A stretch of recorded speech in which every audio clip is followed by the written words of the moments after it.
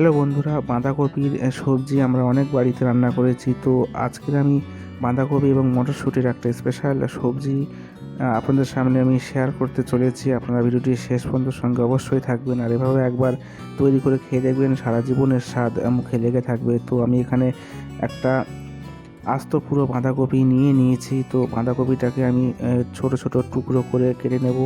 তো প্রথমে এর যে মোটা ডাঁটা অংশটা আছে সেটা আমি ছুরি দিয়ে ভালো করে কেটে নিচ্ছি, দেখুন এভাবে।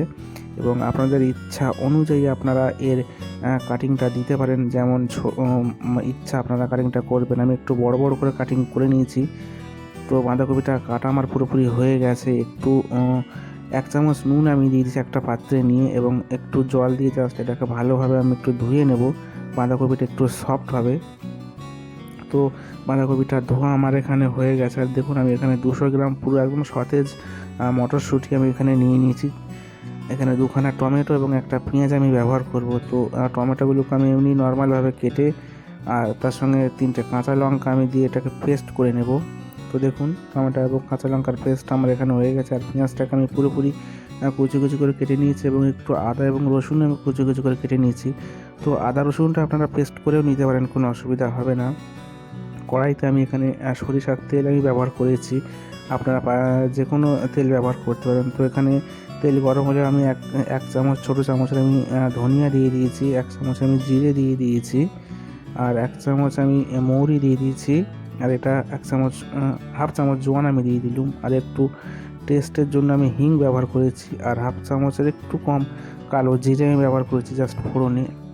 এগুলোর সবগুলি একসঙ্গে সবজিতে থাকলে যখন গালে পড়ে একটা আলাদা রকম আমেজই চলে আসে খেতে। তো একটু তেল গরম হলে আমি ওই তেলের উপরে আমি আদা রসুন যে কুচি কুচি করে নিয়েছিলাম সেটা আমি দিয়ে দিয়েছি। একটু গ্যাসটাকে মিডিয়াম ফ্লেমে রসুনটাকে আমাকে ভালো করে ভাজতে হবে। আর ভাজা হয়ে গেলে আমি পেঁয়াজ কুচির এর উপরে অ্যাড করলাম, দেখছেন। তো একটু 2-3 মিনিট পেঁয়াজের কুচিটাকে এবং সমস্ত উপকরণগুলো একসঙ্গে একটু ভেজে নিতে হবে। তারপরে আমি এখানে মটরশুঁটিগুলো দিয়ে দিলাম। মটরশুঁটিগুলো একটু ভেজে নিলেই খেতে ভালো হয়। তো একটু ভাজা ভাজা হয়ে এসছে আমার, এখানে 2 থেকে 3 মিনিট একটু করে নাড়তে হবে। তারপরে আমি যে পেস্টটা, টমেটো এবং কাঁচা লঙ্কার পেস্টটা করেছিলাম সেটা আমি দিয়ে দিয়েছি, আর পরিমাণ মতো নুন আমি এখানে অ্যাড করেছি। তো এই অবস্থায় একটু গ্যাসের ফ্লেমটা হাই করে, মিডিয়াম টু হাই করে আমাকে একটু নাড়তে হবে। আর একটু আমি ঢাকা দিয়ে দিয়েছি 2 থেকে 3 মিনিট, যাতে যে মটরশুঁটিটা একটু আছে ওটা কাঁচা ভাবটা কেটে যাবে এবং একটু সফট হয়ে যাবে।